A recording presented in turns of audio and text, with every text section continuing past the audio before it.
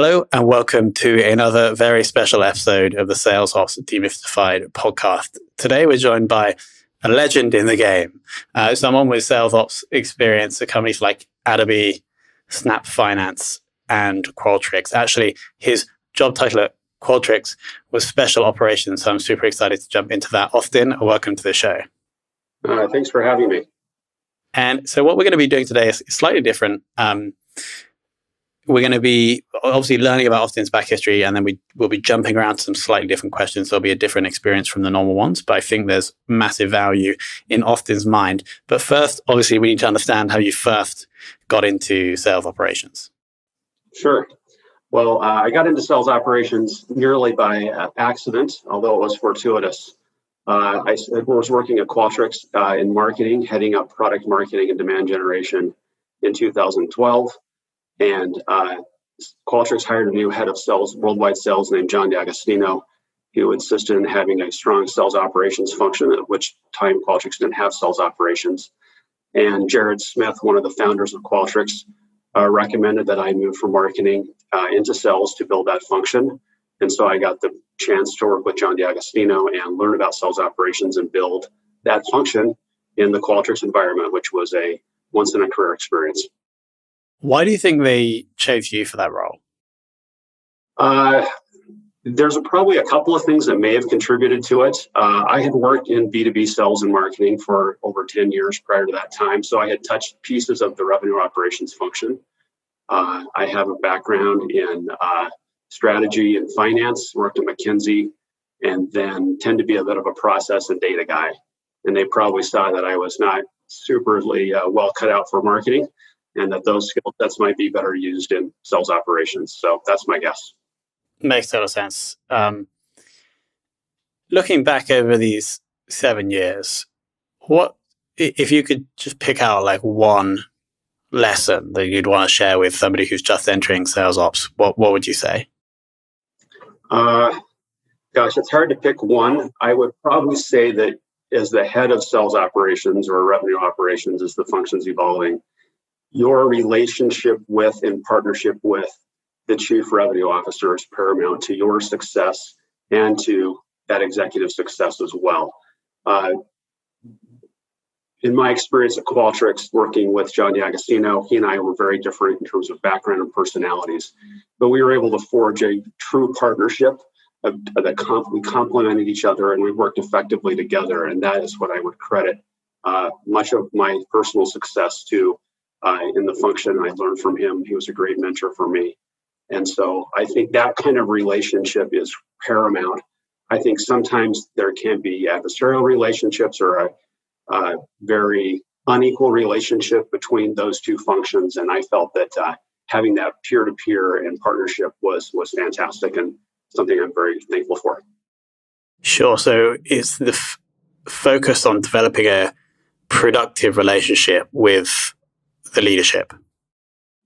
Correct, and especially the senior person, because if you get the right function, a great chief revenue officer, a great head of sales is going to have skill sets and capabilities that generally may not align well with what is needed in sales operations, the analytics, the process, sort of the more rigorous thinking, as opposed to the relationships and the strategy and maintaining relationship with hundreds and hundreds of salespeople, each trying to optimize their own book of business or their own team.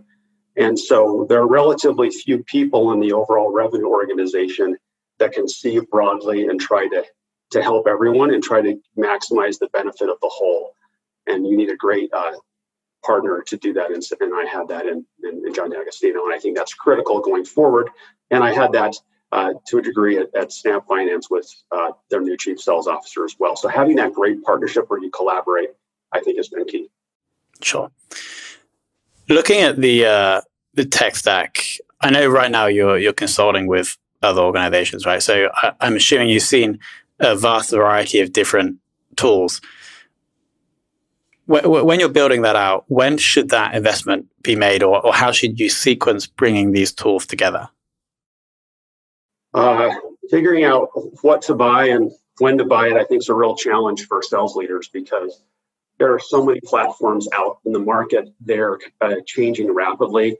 And there are some great products out there, and there's products out there that are sort of nice to haves.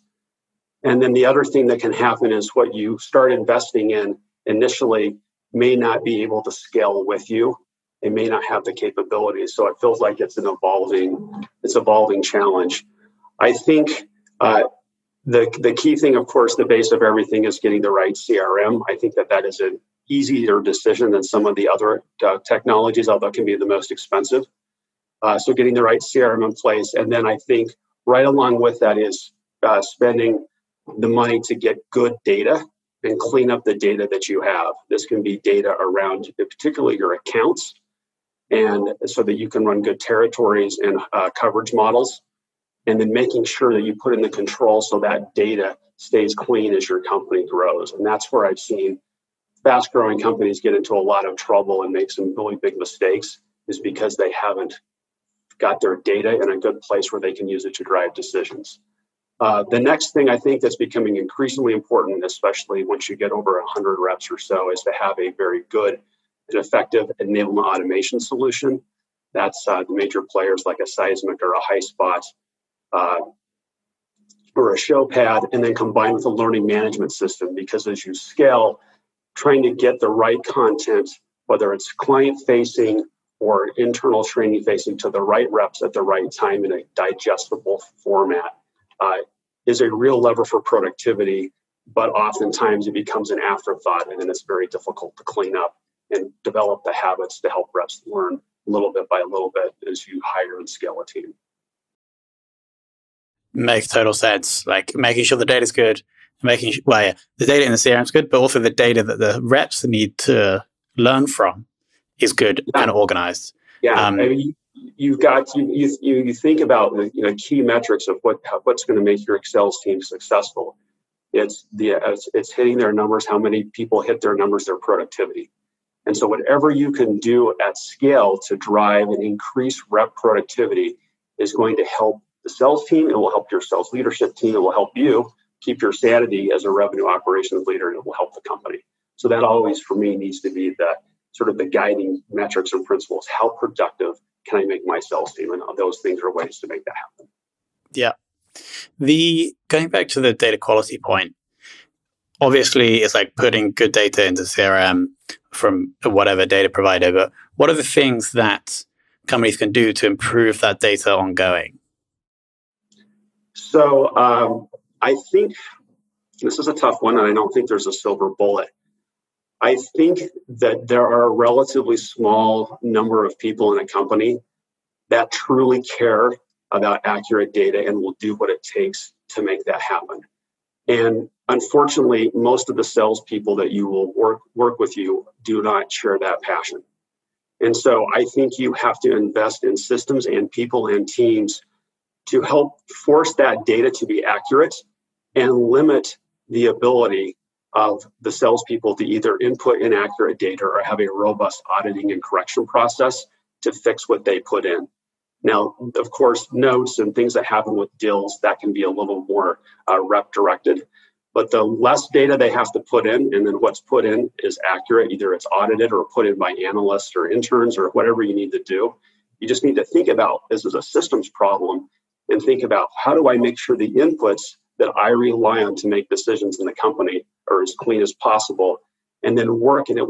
You have to have people, and you can buy software or use software or outside resources, but you're going to have to pay and invest resources to keep that data clean. But the benefits of that to you over time, especially as your company grows, are enormous. And the larger you get, it's harder and harder to clean that up. You don't want to be a company with 500 reps or 1,000 reps that's still working with very, very dirty data. It becomes almost impossible to tame. So start early. Over the past few weeks, we've spoken to 100 sales leaders around the world to understand the impact of COVID-19 on revenue.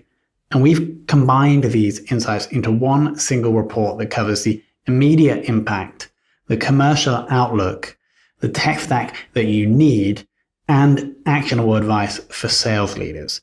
You can claim this whole report completely for free if you go to ebster.com/COVID That's epster.com/COVID. Going back to Qualtrics, and I'm super interested about this experience because I assume that there was some relatively fast growth. What were the core challenges that you experienced with the sales ops team, and what did you do about them?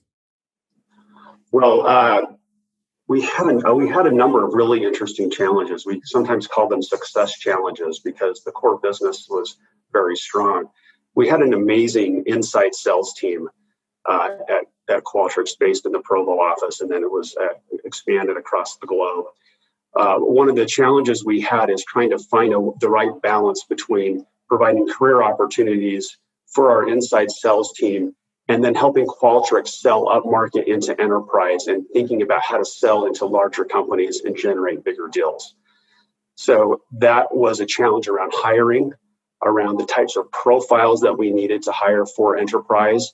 We had to balance hiring people that maybe had outside experience but that were unfamiliar with the Qualtrics product and sales process versus promoting and developing very capable but generally fairly junior salespeople that had come up through the ranks for just a few years out of college. We had to figure out how to sell value and how to go from a very feature function type oriented sell to a strategic sell. We had to rethink how we priced and packaged our products, how we did our deals, how we did proposals. There was a number. We had to hire a team of sales engineers, which we were able to find a great leader and build a great team globally. But there were a number of pieces of ingredients that we had to invest in and develop organically to transition Qualtrics from a highly transactional, very effective inside motion and keep that magic and keep that goodness, but also transfer to the enterprise side. That was a challenge. There were territory implications. That was kind of just a large ongoing development effort.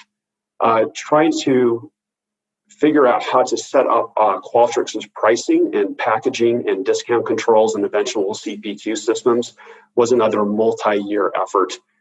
We started out with very few pricing packages. Reps pretty much picked the prices they wanted to. We processed them in manual entries in the ERP system. We didn't have a good data set of what we had. And so over several years, we were able to make some sustained changes and improvements there. But it was not without pain. And we made a few mistakes, and I was the cause of several of them. And so that was a growing experience for us to try to get better sense for our pricing and packaging. Another thing that I mentioned earlier in the call was just figuring out how to get enablement right. When you have one office and everybody can walk up and down the aisle or up the stairs to talk to a team and collaborate and learn, train in person, that's pretty easy. That's pretty straightforward. When you have multiple offices across the globe and you're trying to standardize the sales process and you're trying to have more products, getting the right content to the right rep at scale took us a couple of iterations, and we learned a lot through that process. So those were some of the big challenges we faced. Yeah, just on that final one, so rolling out engagement software and an LMS, I assume, throughout the whole of Qualtrics, what kind of time period did you go from not having that to having that and it actually working, just roughly? We had several at-bats to making that happen. And I think our ultimate success in making it happen, which took us about 4 months to prepare and roll out, and then several more months to get adoption, was really because we had failed at it a couple of times before. And so there were a few things that became key for us to make that happen. The first is that we had to understand. We had to realize how much pain it was causing our salespeople to not be able to find things. And that pain, which we were able to surface through ad hoc feedback, but also regular surveys from the field, gave us got us the budget and senior management support to spend 6 figures on a solution. And before we had tried to do it with free software, I think we tried to do it on the Qualtrics platform. We tried to do it on WordPress.